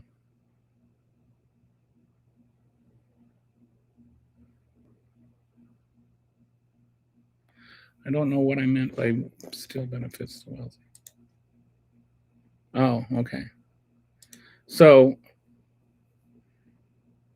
this money that goes to pay for the SNAP benefits and all of that stuff still benefits the wealthy because it increases the business revenue. So like your HEB, for instance, or whatever your, Safeway or whatever your local grocery store is, they get a revenue increase because of your SNAP benefits. Their profits rise. Their shareholders get more money because their profits rose. The wealthy still collect money. It's not an either or thing. It's a both and. And this is money circulates up. It trickles up. It's trickle not up economics. Just think about it. You go and you pay for something, right? Let's say you buy a hamburger. And then some of that hamburger is paying for labor. Some of that hamburger is paying for, the cost of the meat and the bun and the tomato and the hamburger and the lettuce and the mayonnaise and all that kind of stuff. All that gets factored in there. And then there's, like the place of the store that you own, and they have the electricity, and all of that gets factored in there. But then there's like a percentage, like 5% of that burger is profit. And that goes eventually to the store owner. So some sliver of everything you buy is going to rich people. And the one thing that is universally true of all the money that you have ever spent, there is one thing that is true. You spent it, right? And some of that money went to a rich person. Eventually, all money gets to rich people. Even if you bought it from like a poor person, you went and you bought, your meal from a mom and pop shop. They had to buy their food, right? They had to buy the rice or the chicken or whatever it is you bought from there. And then they had to buy stuff, and then they had to buy stuff. So eventually, all the money you spend, rich people get some of it.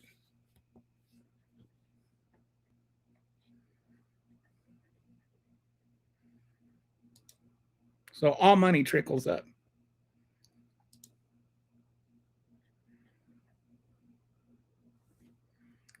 The next thing is tax protects wealth. I think, You get bigger homes, bigger assets, more property, businesses. So hang on, let me. Yeah. So like, think of it this way: you've got a house, I've got a house, Elon Musk has a house, right? I don't know how big your house is, or I know that Elon Musk's is bigger than mine, and we both pay money to the fire department, right? Some of our taxes go to the fire department. The fire department protects both our houses with tax dollars. But it's not fair that we have to pay the equal amount of money in dollar amounts because our houses aren't of equal value. He benefits more from some tax services than I do. Like, you can sit there and say that, some poor people get more money and, because they're getting extra money and, SNAP benefits, but you don't complain about Elon Musk getting more money and fire department benefits because his house has so much more value, and it actually is going to take more firemen and more water and more of everything to put the fire out at his house than my house. Rich people end up benefiting more from taxes. They just don't necessarily get the poor person benefits, so to speak. So the reality is money trickles down. It does not trickle up. This is the Republican version, what they would like you to believe in, is you got this fountain here and you got this bucket here, and then the fountain overflows, and then what happens if you get enough money up here, then it just overflows and it comes out at the bottom. But the reality is it's more like a fountain. And the money that comes out at the bottom has to be recirculated back up to the top in order to come back down again. And progressive taxes are just a way of getting that money to circulate. And it's not so much that taxing the rich is good. Circulating wealth is good. It's not redistributing it. It's just cycling it. It's getting it moving. It's flowing it. When wealth flows, everybody prospers in the end. So progressive taxes help everybody. They don't just help the rich people, and they don't just help the poor people.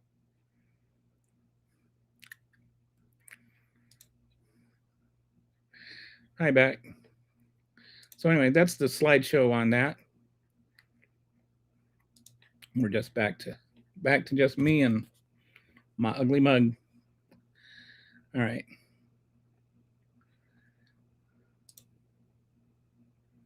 I really don't want to be driven around by a stoner. Uber drivers have enough trouble trying to find out whether they're going without a GPS. This is a fair point. I would prefer my Uber driver not be stoned.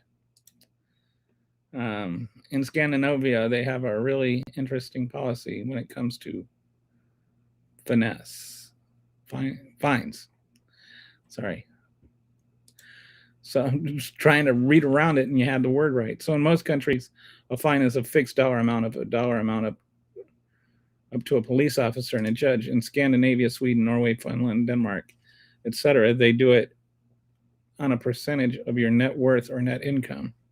Ooh, that would be funny. Can you imagine if Elon Musk got a $1 billion speeding ticket? He's like worth $685 billion now. So you figure if they're doing it based on how much wealth he has, not even like a tiny percent, he could have $1 million speeding ticket. Harry says, what is the, Gary, do you know the biggest speeding ticket they've ever issued? Or do they have a cap? Is there a cap at a certain point? Like you can't pay more than $5,000 for a speeding ticket? But I like that because then it's like there's a disincentive that comes with it. If you're worth so much money that it doesn't matter how much money you get taxed, then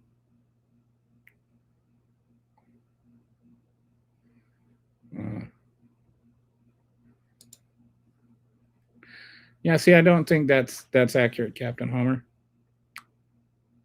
Oh, hey, Brett, how you doing, buddy? We were just wondering about you. You missed Kitty. Kitty was here earlier. I don't know. I think she had a run. But so what's going on today, Brett? Are you talking about just in general with the whole Iran thing? With the voting thing? With the other voting thing? One sec, I will find out.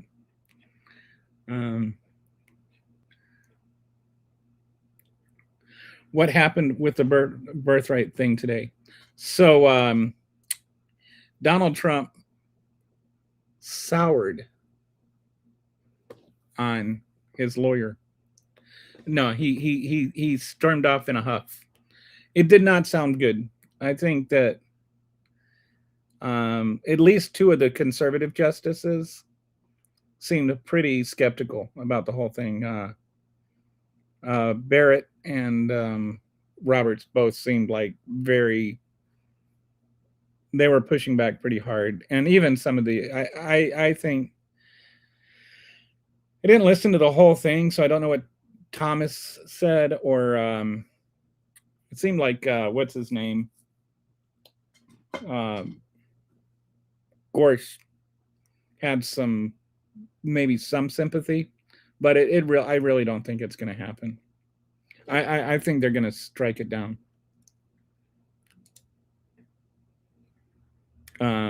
But basically, especially Sotomayor was like really just going bam bam on Sauer. She was tearing him up. They extract their insane wealth from the rest of us. I do tend to agree with that. I think that, I have no issues with taxing the crap out of the wealthy. I mean, like, there's a point where, I call this the right of mine. That this is the most sacrosanct right to some people is mine. It's mine, which is also very childish and immature. Oh, you can't take that. It's mine. It's my money. It's my money. Why not? Did you print it? You're just living in a system. That's all you're doing. It's not your money. No, it's my labor. Well, other people labor too. What makes your labor more valuable than somebody else's labor? I was unpacking for my new place. I heard Trump walked out. He was so mad. Yeah. He was not happy. I mean, he has this completely untenable position. I mean, it kind of explicitly says in the Constitution he's wrong. A Scandinavian multimillionaire was fined 121,000 euros for speeding, and there is no cap of the fines under the system. 121,000 euros. So that's like, what is that in dollars? 140 grand. That is one hell of a speeding ticket. I would love to see Elon Musk get a $140,000 speeding ticket in his little truck. Nobody has anybody talked about those Tesla trucks or whatever they're called now. What the cyber trucks? Like those things did not go over well. It's like the only thing about a Cybertruck, if you just want to do unceremoniously let everybody know in your life that you are a complete and total asshole, drive around in a Cybertruck. They'll know. I was told each individual world leader is going to address their countries tonight at 9 p.m. Whoa! For real?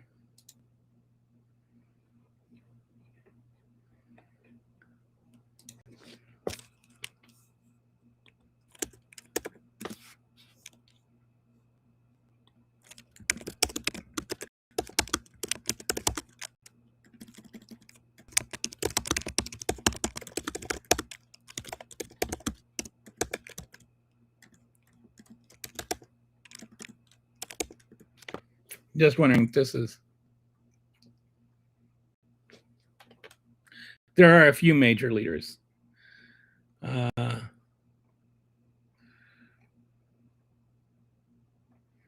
So United States, Australia, UK,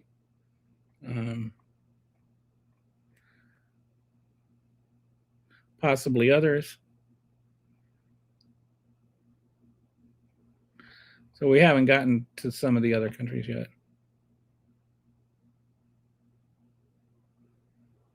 I don't know what he's going to talk about tonight, and I don't even know if he knows what he's going to talk about tonight. He probably has. Stephen Miller is probably furiously writing some sort of bad faith screed with lots and lots of silly and idiocy in it that he's going to completely ignore. So some countries are Brett, but not all of them. I guess Australia already did. Hi, Brett. All currency is fiat. All currency is debt. Fiat. All currency is debt. Yes. Progressive fines. I love it. The bankrupt Tesla truck. Have they been discontinued? I'll ask Grok. Grok probably loves this question.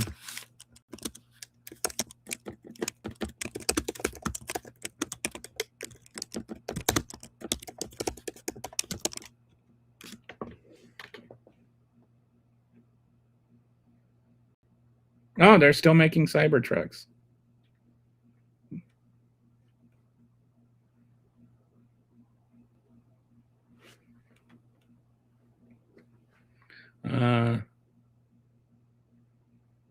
Only 13 to 15,000 units. 13 to 15,000. So those things were so funny. So many people were like those things were just the butt of every joke. Funny you mentioned that they were on a card for today for lunch, and the driver was pointing out how it looked like a dumpster on wheels. Oh, we were all in a car. Yeah. I mean, you like until you've seen one in person, it's really hard to imagine how ugly they are. Like seeing them live really puts it in perspective. Something big is happening. Dusty says, I wanted the design to be good, but it was just so bad. Not because I like Tesla, but because I'm desperate for consumer level cars to have some interesting designs. I like electric cars. I have an electric car. I have a Nissan Leaf. I think electric cars are awesome, and not just because they're electric. I mean, like they are a lot more. They drive much better than a gas car. They really do. And if you haven't driven one, you don't know it. Like, and the Sentra is hardly like the sportiest of all electric cars, and even that buries most gas cars. Like, I love, like, the one thing that I really like in a car is being able to get up to speed fast. Like when you're getting on the highway, like that whole 0 to 60 thing. That's the thing I like. And I'm like, within a few seconds, like 3-4 seconds, I'm right at traffic speed without even trying.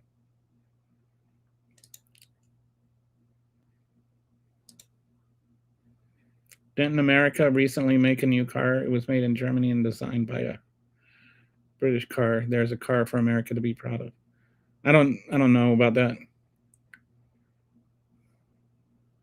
American cars don't tend to do well in Europe because our roads are bigger, but I think Germany has bigger roads too. But generally, our cars are a lot wider with a D, wider, than European cars. Because our roads are wider. Because our civilizations are younger. Americans produce a car that looks good. That would be a miracle, considering most Americans have the aesthetic ability of giraffes. Whoa, really stuck your neck out on that one, didn't you, Harry? See what I did there? See, it's a little giraffe joke. All right.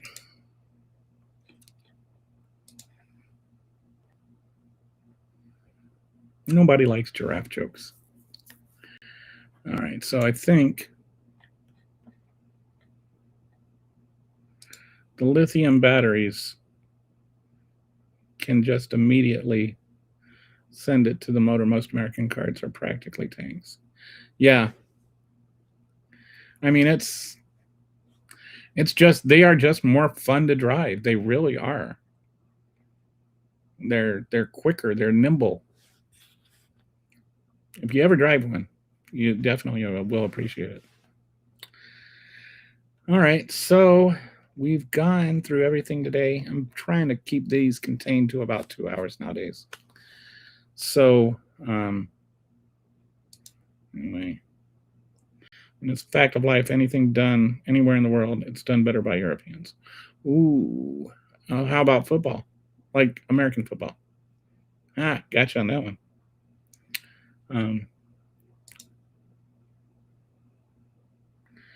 Chinese Yang Wang U9 is 3K horsepower.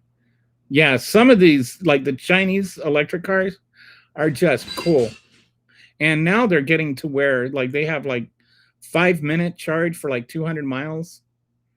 Like China's really kicking our butt in all of this stuff. So I think that my cat just made a mess. You ever sitting in your living room and you hear a big banging sound in the kitchen? And you know your cat's in there? So I don't look like it right now, but I am panicking. So I'm going to go ahead. I'm going to end here. And I will talk to you guys tomorrow. And I've got a new little thing I'm breaking out here. This is my outro song. Hope you'll like it. Ran through the noise, now the pieces align. Pull back the curtain, let you see the design. Machine Punk Kelly, yeah, we play that game, but the truth stays steady while they shuffle the frame.